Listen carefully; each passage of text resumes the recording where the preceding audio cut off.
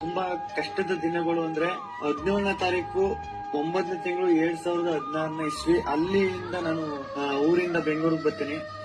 ಒದ್ದಾಡಿದ್ದು struggle ಮಾಡಿದ್ದು ಮಲಗು ಜಾಗ ಊಟಕ್ಕೋಸ್ಕರ ಒದ್ದಾಡಿದ್ದು ನಂದೇ ತಪ್ಪಿರ್ತದೆ. ಆ ಫ್ರೆಂಡ್ ರೂಮ್ ಅಲ್ಲಿ ಗಲಾಟೆಯಾಗಿ ಅಲ್ಲಿಂದ ಆಚೆ ಬರ್ತೀನಿ.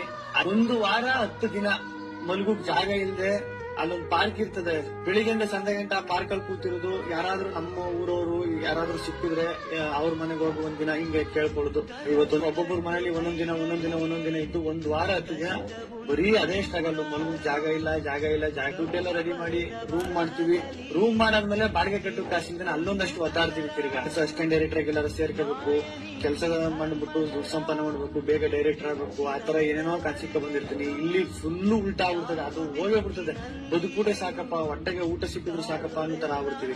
ದುಡ್ಡು ಕದಿದು, ಚಿನ್ನ ಕದಿದು, ಏನೇನೋ ಕದಿದ್ ನೋಡಿದ್ರೆ ಅನ್ನ ಕದ್ಕ ತಿಂದಿರೋದು ನಾನು ನನ್ನ ಲೈಫ್ ಅಲ್ಲಿ ಫಸ್ಟ್ ಟೈಮು ಪಕ್ಕದ ರೂಮಲ್ಲಿ ಅನ್ನ ಕದ್ಬಿಟ್ಟು ತಿಂದಿರೋದು. ಆ ಟೈಮು ಏನು ಡೈರೆಕ್ಟರ್ ಆಗ್ಬೇಕು ಅಂತ ಬಂದ ಬೆಂಗಳೂರಿಗೆ ಏನು ಆಯ್ತಾನೆ ಇಲ್ಲ. ಆ ಟೈಮಲ್ಲಿ ಯೂಟ್ಯೂಬ್ ಸ್ಟಾರ್ಟ್ ಮಾಡ್ತೀನಿ. ಲಾಕ್ಡೌನ್ ಟೈಮ್ ಆಗಿರ್ತದೆ. ಅವಾಗ ಯೂಟ್ಯೂಬ್ ಸ್ಟಾರ್ಟ್ ಮಾಡ್ತೀನಿ. ಅಲ್ಲಿಂದ ನಿಲ್ಲುದಿಲ್ಲ, ಓಡ್ತೀನಿ. ಸ್ಟೆಪ್ ಬೈ ಸ್ಟೆಪ್ ಮೇಲಕ್ಕೆ ಹೋಗ್ಬಿಡ್ತದೆ. ಒಂದು ದೊಡ್ಡ ಅವಾರ್ಡ್ ಫಂಕ್ಷನ್ ಸ್ಟೇಜ್ ಮೇಲೆ ಯಾಟಿಕ್ ಶಿವರಾಜ್ ಕುಮಾರ್ ಸರ್ ಅವರು ಸ್ಟೇಜ್ ಮೇಲೆ ಬಂದ್ಬಿಟ್ಟು ನಾನು ಗಿಲ್ಲಿಗೆ ಫ್ಯಾನು ಅಂತ ಒಂದು ಮಾತು ಹೇಳ್ತಾರೆ. ನಂದೊಂದು ಸ್ಟೆಪ್ ಇರ್ತದೆ. ಆ ಸ್ಟೆಪ್ ಮಾಡ್ಬಿಟ್ಟು ನಾನು ಗಿಲ್ಲಿ ಫ್ಯಾನು ಅಂತ ಹೇಳೋದು